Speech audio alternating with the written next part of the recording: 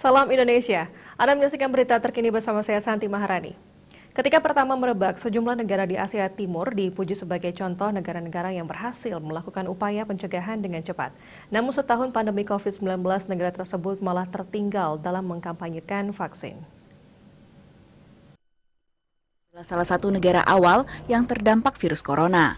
Bahkan pandemi menghantam keras kota terbesar ketiga negara ini Februari tahun lalu.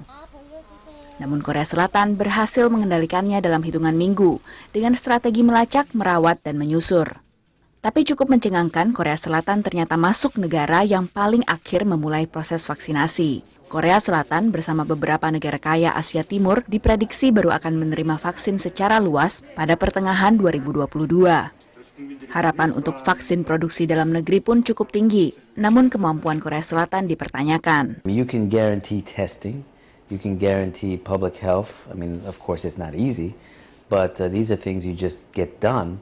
But a vaccine is science, and it's not, it's not like you just spend a bit of time and money and you get a vaccine. There's a lot of luck, experiments, and all this. Tingkat kematian di Korea Selatan terhadap COVID-19 adalah 1,9%, dengan rata-rata tingkat fatalitas dunia mencapai 2,3% menurut data Johns Hopkins University.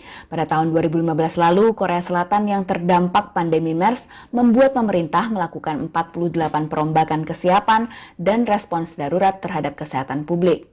Nasionalisme vaksin bisa jadi salah satu alasan tertundanya produksi, menurut praktisi. We can do things on our own and so forth, and perhaps we're forced to do things on our own, plus we may want to do things on our own. And so perhaps some of the partnerships and interactions with external vaccine producers may not have been developed as rapidly. And so Korea is late in this game. Analis lain berpendapat, alasan penundaan vaksin di negara-negara Asia adalah terkontrolnya persebaran virus, tidak seperti Amerika dan Inggris. The vaccination in these two countries is a lot more important than for countries like South Korea, countries like Japan, where they can take a more cautious approach because they do have the ability to, control the spread in other ways. Korea Selatan melakukan pengujian yang cepat dan terjangkau serta kemampuan pemerintah untuk melakukan pelacakan kontak menggunakan telepon genggam dan data lain. Vaksin perdana di Korea Selatan dilakukan Februari lalu dan baru akan menerima vaksin tambahan pada bulan Mei dan Juni mendatang. Demikian laporan VOA. Untuk mencegah penyebaran COVID-19, ingat pesan ibu dengan selalu terapkan 3M, wajib memakai masker, wajib mencuci tangan, dan wajib menjaga jarak, serta menghindari kerumunan. Dengan penerapan perilaku 3M, Indonesia segera terbebas virus corona menuju Indonesia maju. Tetaplah bersama Bali TV, salam Indonesia.